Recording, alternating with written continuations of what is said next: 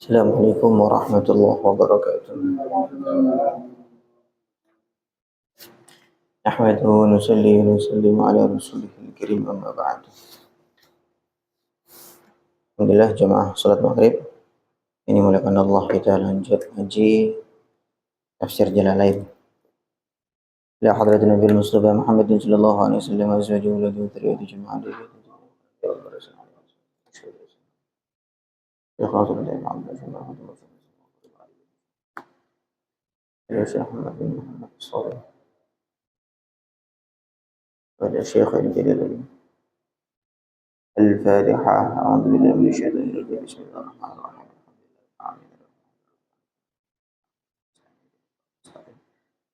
صراط الذين أنعمت عليهم غير المغضوب عليهم ولا الضالين. بسم الله الرحمن الرحيم. Suratul Bayyinah, surah Al-Bayyinah, madaniyatun, yaitu termasuk surah yang madaniyah. Wa ayatuha thaman, ayatnya ada 8. Bismillahirrahmanirrahim. Lam yakun alladzina kafaru, tidaklah orang-orang kafir, min ahlil kitabi, dari kalangan ahlul kitab, wal musyrikin, dan orang-orang musyrik, ai abadatil asnam, maksudnya orang-orang para penyembah berhala.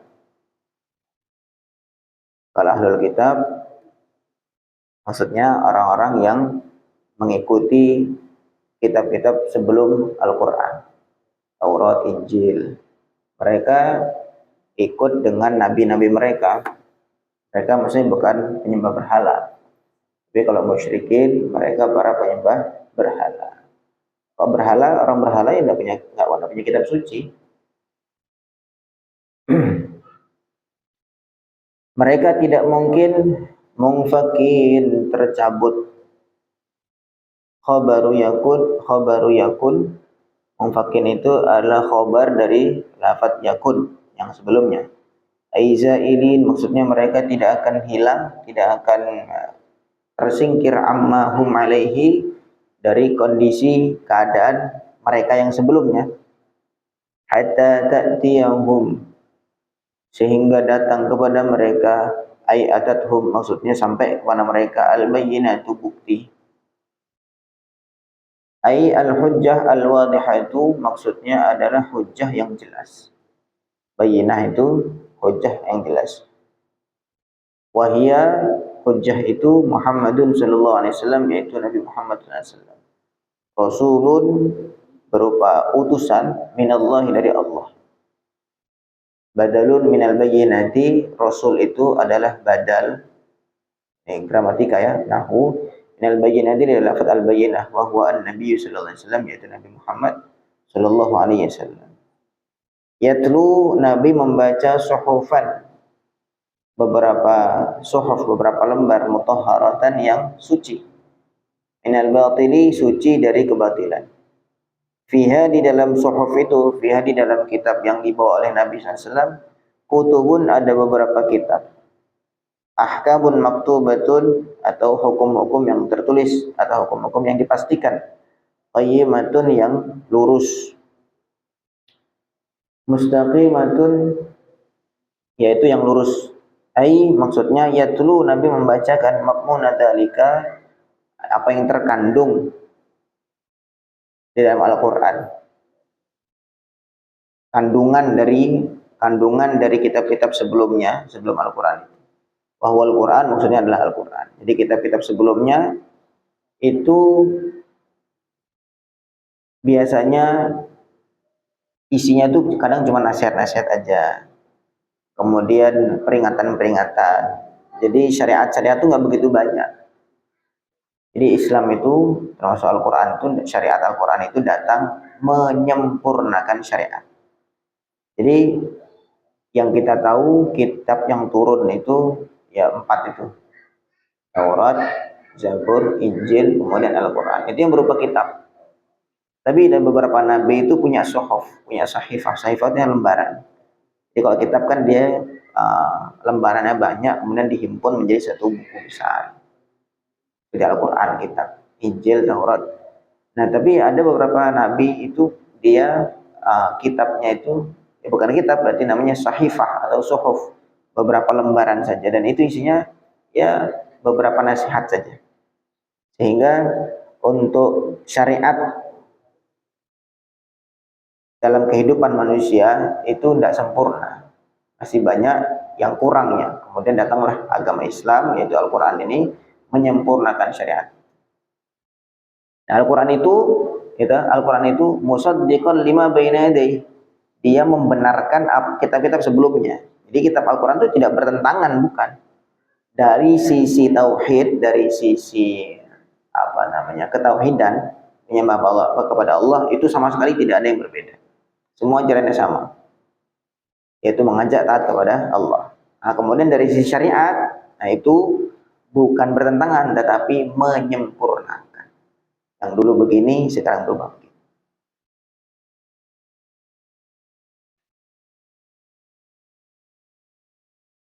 Faminhum, maka di antara para orang kafir itu, man amana bihi, ada orang yang beriman dengan Al-Quran. Wa minhum man kafara, dan sebagian dari mereka ada yang kufur. Allahu Akbar. Jadi ini yang kitab ayat yang kita baca, lam yakunil ladzina kafaru min ahlil kitab wal musyrikin munfakkina. Tidaklah orang-orang kafir dari ahlul kitab dan orang musyrik itu munfakkin, mereka tercabut dari keyakinan mereka sebelumnya. Hatta ta'tiyahumul bayyinah, sampailah datang bukti kepada mereka. Maksudnya bayyinah itu apa? Bukti, al-hujjah al-wadihah, hujjah yang sangat jelas. Setelah siapa bayyinah itu? Rasulun minallahi, yaitu Rasul, yaitu Nabi Muhammad sallallahu alaihi wasallam. Ketika datanglah Rasul, maka orang-orang kafir dari ahli kitab dan orang-orang musyrikin, akhirnya mereka pun tercerabut dari keyakinan mereka yang sebelumnya mereka masih meyakini ya seperti keyakinan mereka yang sebelumnya, yang memberikan manfaat itu ya berhala-berhala mereka itu, kemudian dan sebagainya. Mereka meyakini adanya Tuhan-Tuhan yang banyak dan seterusnya. Kemudian setelah Rasul datang membawa syariat Islam itu menjadi hujjah wadhah, menjadi bukti yang sangat kuat yang tidak terbantahkan, sehingga akhirnya mereka pun tergeser dari keyakinan yang sebelumnya. Nah, ini keunggulan Islam itu di situ. Ya, satu-satunya agama yang dia memberikan alasan yang sangat jelas, bukti yang sangat jelas sehingga tidak bisa terbantahkan. Dan itu sama Allah SWT ditantang. Qul hatu burhanakum in kuntum shadiqin. Datangkan bukti kalian. Misalnya agama-agama di luar Islam. Hatu burhanakum. Burhan itu bukti juga. Coba datangkan bukti memang kalau seandainya memang agama kalian benar tuh, datangkan. Jadi Al-Quran itu senantiasa menantang demikian. Jadi memberikan satu konsep ketuhanan, terutama saya dalam hal ketuhanan itu yang tidak terbantah. Yang bisa diterima oleh orang yang akalnya sehat. Nah, dulu orang-orang musyrik itu, orang musyrikin, mereka menyebut Allah juga, tetapi mereka meyakini juga ada Tuhan-Tuhan yang lain, yaitu dari berhala-berhala yang mereka sembah itu. Akhirnya dalam Al-Quran itu, daraballahu mathalan rajulan fihi syuraka mutasyakisun wa rajulan salaman li rajulin hal yastawiyani mathalah. Allah membuat permisalan. Rajul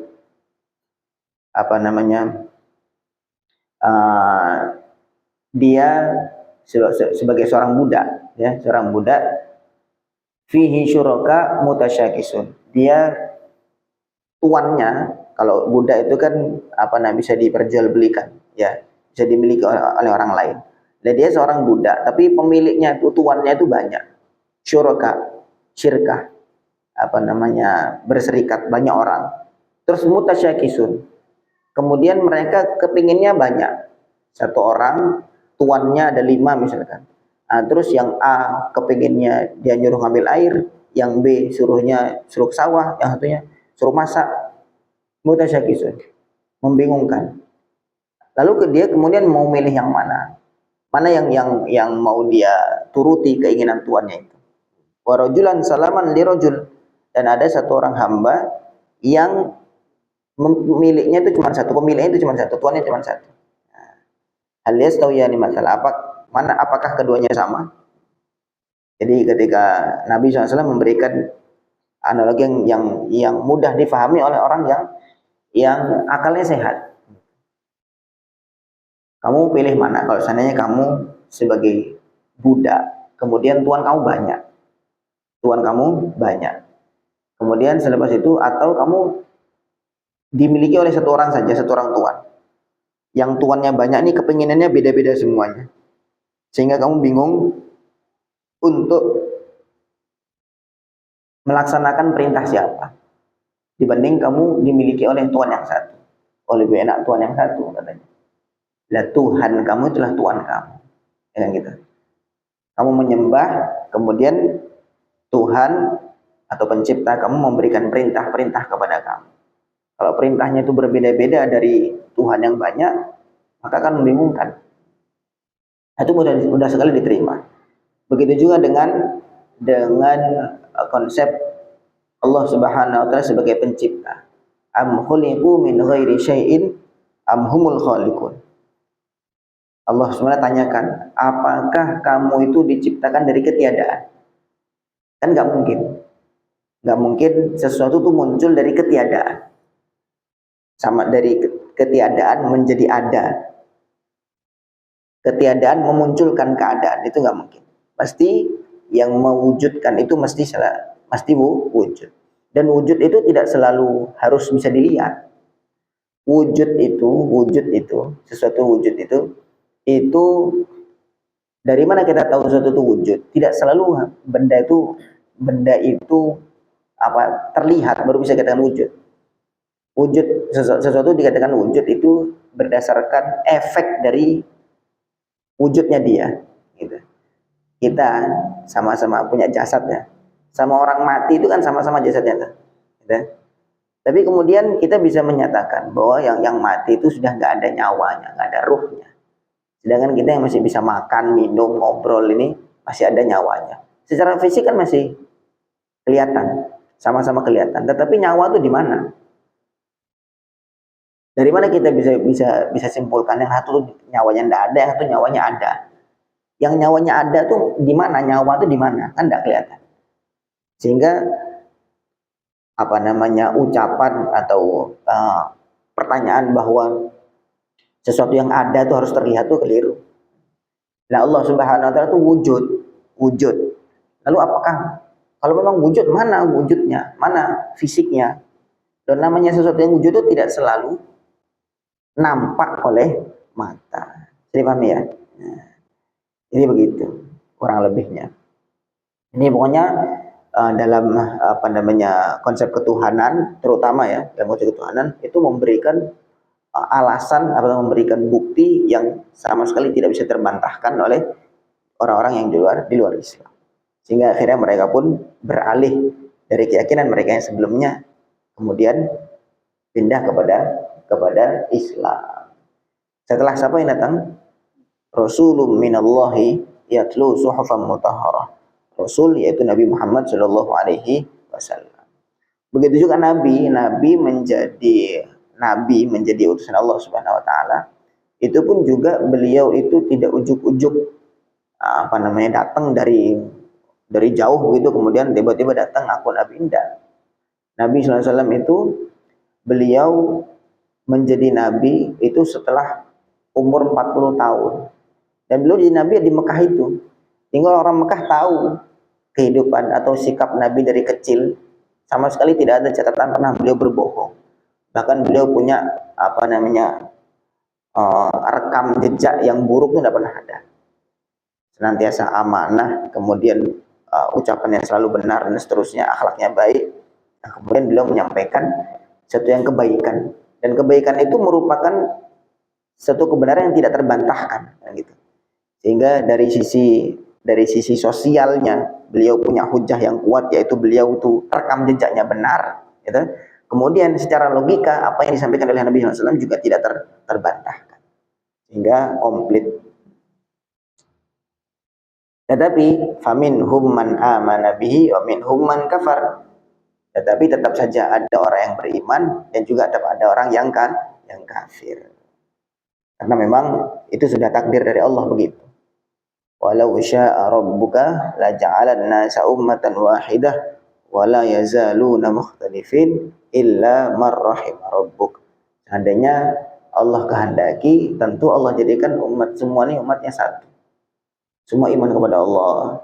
Tetapi sudah jadi menjadi takdir Allah, wala yazaluna mukhtalifin. Mereka senantiasa ikhtilaf. Illa man rahima rabbuk, kecuali orang-orang yang Allah rahmat. Ya, adanya perbedaan agama, perbedaan iman dan kafir, itu semua senantiasa terus akan ada sampai hari kiamat. Tidak mungkin orang itu akan beriman semuanya, enggak mungkin. Walau syaa rabbuka la amana man fil ardi kulluhum jami'a.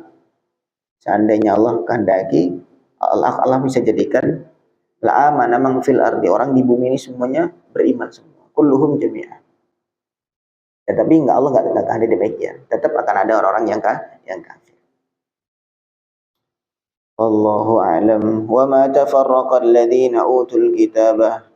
Wa ma tafarraqa, tidaklah terpecah alladziina utul kitaba, para ahlul kitab, fil imani bihi sallallahu alaihi wasallam, dalam hal iman kepada Nabi sallallahu alaihi wasallam, illa min ba'di ma ja'atuhumul bayyinah, kecuali setelah datang kepada mereka bayyinah itu atau bukti itu. Ai huwa, maksudnya Nabi Muhammad sallallahu alaihi wasallam,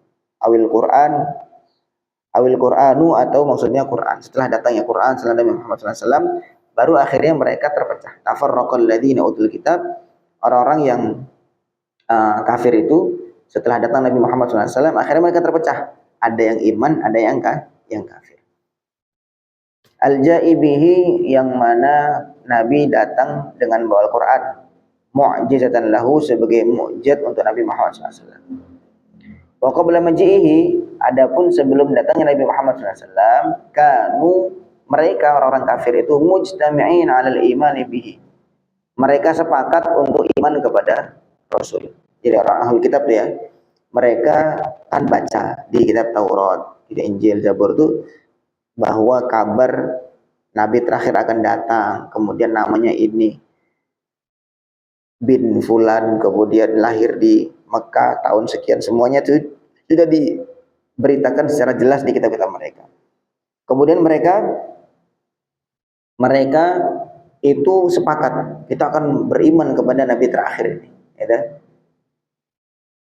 mujtami'ina, mereka sepakat alal imani bihi, untuk iman kepada Nabi Muhammad SAW, idza jaa, ketika datang, setelah datang. Fahasadahu man kafara bihi minhum. Fahasadahu, maka hasad kepada Nabi Muhammad SAW, man kafara bihi, orang-orang yang kafir kepada Nabi Muhammad SAW, minhum, dari kalangan orang kafir itu. Lagi-lagi ketika hasad itu menghancurkan kebaikan. Iblis itu kenapa dia disesatkan sama Allah, disiksa? Ya karena hasad. Ya, karena hasad. Si Nabi Adam itu diciptakan dari tanah, kemudian iblis nggak terima, hasad kepada Nabi Adam. Akhirnya hasad itu menutup kebaikan-kebaikan untuk masuk ke dalam hatinya iblis. Tadi itu, kalau dalam satu ayat itu, walamma ja'ahum kitabun min indillahi musaddiqul lima ma'ahum wa kanu min qablu yastaftihuna 'alal ladzina kafaru falamma ja'ahum ma'arafu kafaru bih fala'natullahi 'alal kafirin. Jadi di antara kebiasaan orang-orang Yahudi dulu, sebelum datangnya Nabi Muhammad SAW, mereka tahu bahwa Nabi Muhammad itu akan datang. Nabi terakhir itu namanya Muhammad sudah akan datang. Mereka yastaftihuna 'alal ladzina kafaru. Mereka itu kalau mereka perang, itu mereka sering tawasul dengan Nabi Muhammad. Dengan nama Nabi Muhammad, Nabi terakhir, menangkanlah kami ya Allah, begitu.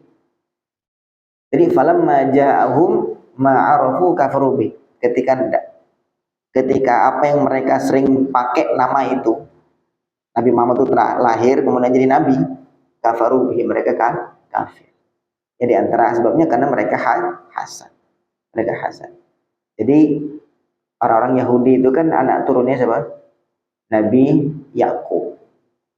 Nabi Yakub itu anaknya Nabi Ibrahim. Nabi Ibrahim punya dua anak. Yang kita tahu itu Nabi Yakub dengan Nabi Ismail. Nah, Nabi Yakub itu punya anak siapa? Punya anak Nabi Yusuf. Di antara saudara Nabi Yusuf namanya Yahuda. Yahuda. Nah, orang Yahudi itulah. Nah, Yakub itu nama lainnya adalah Israel. Nama lainnya Yakub itu nama adalah Israel. Jadi Bani Israel itu kalau kita pahami dari sisi apa namanya keturunan ya, keturunan Nabi Yakub itu namanya Bani Israel. Anak-anaknya Israel. Israel itu nama lain dari Nabi Yakub. Nah, kemudian itu melahirkan banyak Nabi Yusuf dan seterusnya. Nah, kemudian dari Nabi Ismail itu tidak banyak. Nanti Nabi Muhammad SAW itu jalurnya bukan lewat Yahuda, bukan lewat Nabi Yakub, tapi Nabi Ismail. Nah, mereka hasad. Nabi terakhir itu kok nggak dari golongan kami, kan gitu. Nah, itu mereka yang tidak mau terima. Akhirnya mereka kafir kepada Nabi Muhammad SAW. Nabi Muhammad itu garisnya melalui Nabi Ismail. Jadi fahasadahu man kafara bihi minhum. Karena hasadnya mereka, sebagian dari mereka akhirnya mereka kufur. Wa ma umiru, tidaklah mereka diperintah fi kitabihim, di dalam dua kitab mereka, At-Taurat wal Injil, baik kitab Taurat dan Injil, tidak diperintah illa liya'budullaha, kecuali supaya mereka menyembah kepada Allah, mukhlisina, mengikhlaskan atau membersihkan lahu kepada Allah ad-din, agama, membersihkan minasyirki, dari kesyirikan, hunafa'a, dalam keadaan condong, maksudnya condong kepada yang benar, mustaqimin, yaitu lurus, ala dini Ibrahim, atas agamanya Nabi Ibrahim, wa dini Muhammadin, dan agama Nabi Muhammad, idza jaa, ketika datang. Fa kaifa kafaru bihi, maka bagaimana kok mereka bisa kafir kepada Muhammad itu. Dan mereka juga diperintah yuqimus shalah wa yuqimus salata, dan supaya mereka menegakkan salat, wa yutuz zakat, dan membayarkan zakat, wa dzalika, dan demikian itu dinul millatil qayyimati, dinul qayyimah atau dinul millatil qayyimah adalah agama yang lurus, al mustaqimati, yaitu yang lurus. Nah, perintahnya sama, perintahnya secara dasar pokok-pokok agama itu sama. Ya zakat, ya salat, maksudnya menyembah kepada Allah, mukhlisina lahuddin. Mukhlisina lahuddin itu maksudnya ya ikhlas, membersihkan agama dari kesyirikan. Sebagian ulama ikhlas itu bagaimana? Pokoknya ikhlas itu asal nggak syirik ya ikhlas. Asal nggak syirik itu ikhlas. Sebagian lagi membahas ikhlas itu harus sangat berat sekali. Nah, sebagian mukhlishina lahuddin, maksudnya mukhlisin ya udah ikhlas, yang penting kamu nggak syirik, itu berarti ikhlas, mengikhlaskan agamamu hanya untuk Allah, tidak ada yang lain. Innal ladzina kafaru, sungguhnya orang-orang kafir, min ahlil kitab, berupa ahlul kitab, wal musyrikin, dan orang-orang musyrik, fi nari jahannam, mereka berada di neraka jahannam, khalidina fiha, kekal mereka di dalamnya. Ulaika hum syarrul bariyati, mereka itu adalah makhluk yang paling buruk. Makhluk yang paling buruk itu orang kafir. Kenapa? Karena mereka tadi itu sudah diberi nikmat oleh Allah Subhanahu wa taala, kemudian mereka menentangnya. Itu kita akan pahami itu nanti ketika di akhirat. Akan pahami itu ketika di akhirat. Sebenarnya secara konsep kita sudah bisa memahami itu. Kita kalau misalkan punya bawahan atau anak sudah dirawat, diperhatikan, disayangi, kemudian besarnya dia durhaka pada orang tua, itu kita bencinya luar biasa. Anak durhaka, itu anak. Dan bagaimana dengan pencipta? Bagaimana dengan mencipta? Dia sudah diciptakan, diurusi, dikasih udara setiap hari, kemudian kesehatannya dikasih, segala macam rezeki dikasih, kok malah kafir kepada Allah, menentang Allah Subhanahu wa taala. Itu syarrul bariyah, makhluk-makhluk yang terburuk. Innalladzina amanu, sedangkan innalladzi, sungguhnya orang-orang amanu yang beriman, wa amilus shalihat, dan beramal saleh, ulaika hum khairul bariyati, mereka adalah makhluk-makhluk terbaik. Makhluk-makhluk yang terbaik. Jadi banyak kebanggaan-kebanggaan yang Allah banggakan dari orang beriman itu. Di antaranya Allah banggakan adalah orang beriman itu orang-orang yang percaya kepada yang gaib walaupun mereka belum melihat. Alladzina yu'minuna bil ghaibi wa yuqimuna sholata wa mimma razaqnahum yunfiqun. Iman kepada yang gaib. Kita kan sekarang nih yakin bakal ada surga neraka. Padahal kita nggak pernah tahu, nggak pernah lihat surga neraka. Hanya karena dikabarkan oleh Nabi SAW. Nabi pun kita juga nggak ketemu kan gitu. Tapi kita yakinnya luar biasa. Sampai bela-belain malam-malam dingin-dingin, subuh-subuh bangun, sholat. Kemudian puasa. Nggak batalkan puasanya padahal nggak ada orang lihat. Kan gitu. Itu hal-hal gaib. Allah Subhanahu wa taala juga wujud, tapi padahal secara fisik nggak kelihatan. Tetapi yakinnya luar biasa. Nah, itu yang Allah Subhanahu wa taala cintai dari orang beriman. Orang baik. Di samping itu Allah Subhanahu wa taala jadikan kondisi orang beriman itu semuanya baik. Kata Nabi SAW, ajaban li amril mu'min. Sungguh takjub kondisi orang beriman itu. Inna amrahu kullahu lahu khair. Semua kondisi orang beriman itu baik untuk dia. Kalau dia ditimpa keburukan kemudian dia sabar, itu jadi baik. Dia ditimpa kebaikan-kebaikan kemudian dia syukur, itu juga baik. Semuanya baik. Tapi kalau kondisi orang kafir sebaliknya, dia dikasih kebaikan keburukan, ujung-ujungnya sama, dia mau masuk neraka itu gitu. Kan gitu. Dia mau masuk neraka sana. Jazaohum, balasan mereka itu inda rabbihim, di sisi Tuhan mereka. Jannatu adnin, adalah surga Aden. Iqamatin, maksudnya surga tempat untuk berdiam, tempat untuk tinggal. Tajri min tahtihal anharu, di bawah surga itu mengalir sungai-sungai. Khalidina fiha abadan, mereka kekal di dalamnya selama-lamanya. Radhiyallahu anhum, Allah ridha kepada mereka bi taatihi, karena taat kepada Allah. Allah ridha karena taat kepada ahli surga itu karena taat kepada Allah. Wa radu anhu, dan mereka pun ridha, puas kepada Allah. Bi thawabihi, dengan pemberian pahala yang Allah berikan kepada mereka. Pahala Allah yang Allah berikan kepada mereka. Jadi kenikmatan terbesar di surga itu nanti adalah ridhonya Allah Subhanahu wa taala. Wa'adallahu al-mu'minina wal-mu'minati jannatin tajri min tahtiha al-anharu khalidina fiha wa masakin thayyibatan fi jannati 'adn wa ridwanun minallahi akbar. Setelah Allah cerita tentang surga-surga, wa masakin thayyibatan, kemudian tempat-tempat tinggal yang baik, fi jannati 'adn, di tempat yang di surga Aden, surga yang kekal selama-lamanya, kemudian ditutup wa ridwanun minallahi akbar, ridho dari Allah itu lebih besar daripada kenikmatan itu.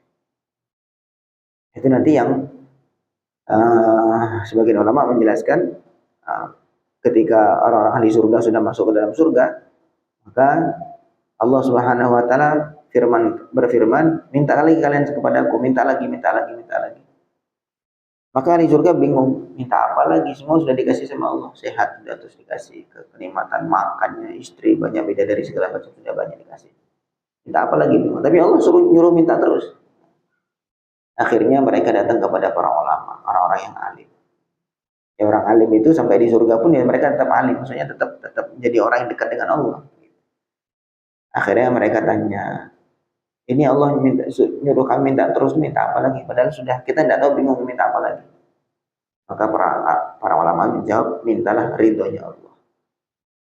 Akhirnya mereka minta, ya Allah, kami minta ridho Engkau ya Allah. Akhirnya Allah menyatakan, sekarang saya ridho kepada kalian semua dan saya tidak akan marah kepada kalian. Akhirnya mereka mendapatkan kenikmatan yang terbesar. Dan jadi radhiyallahu anhum wa radu anhu. Mereka pun puas juga kepada Allah Subhanahu wa taala. Dzalika, yang demikian itu, liman, untuk orang khasyya rabbahu, yang takut kepada Allah, khafa dia takut iqabahu, siksa Allah, fangtaha, sehingga dia selesai, berhenti, an maksiatihi ta'ala, dari maksiat kepada Allah. Ketakutan kepada Allah itu satu kunci pengendali bagi seorang hamba. Ketika dia punya rasa takut khasyah kepada Allah Subhanahu wa taala, maka itu menjadi pengendali dia. Akhirnya dia berhenti dari maksiat, kemudian dia taat kepada Allah. Wa amma man khafa maqama rabbih wa nahan nafsa 'anil hawa fa innal jannata hiyal ma'wa. Orang yang khafa maqama rabbih, takut kepada Allah Subhanahu wa taala. Wa nahan nafsa 'anil hawa, dan dia tahan, dia larang nafsunya itu mengikuti apa kemauannya. Baru lanjutannya, fa innal jannata hiyal ma'wa, maka surgalah tempatnya. Dalam surah Ar-Rahman, waliman khafa maqama rabbih jannatan, bagi orang yang khafa maqama rabbih, orang yang takut kepada Allah, jannatani, dua surga. Surganya double. Jadi Masya Allah, takut kepada Allah itu modal besar. Dan rasa takut ini perlu dipupuk, maksudnya perlu dilatih. Nah, Allah itu kan nggak kelihatan.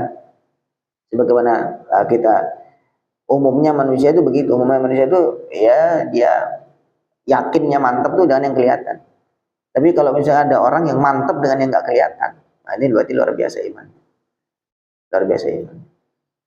Itu perlu dilatih. Bagaimana ngelatihnya supaya datang ketakutan kepada Allah Subhanahu wa taala ini, ketakwaan ini? Kita banyak bicara kebesaran Allah Subhanahu wa taala. Bahwa Allah itu Maha melihat, Maha mendengar. Itu diulang-ulang terus. Kita tahu itu, tetapi karena tidak diulang-ulang, akhirnya keyakinan itu kurang menancap dalam hati kita. Ketika diulang-ulang terus, mengulang-ulang setiap hari, setiap saat, mengulang kebesaran Allah Subhanahu wa taala, akhirnya muncul sifat takwa itu. Wallahu a'lam. Ini sekelumit ringkas tafsir dari surah Al-Bayyinah. Mudah-mudahan apa yang kita kaji bisa difahami dan kita diistiqomahkan dalam majelis-majelis ilmu, majelis-majelis kebaikan. Subhanallah bihamdihi, subhanakallahumma bihamdika, asyhadu an la ilaha illa anta, astaghfiruka wa atubu ilaik. Assalamualaikum warahmatullahi wabarakatuh.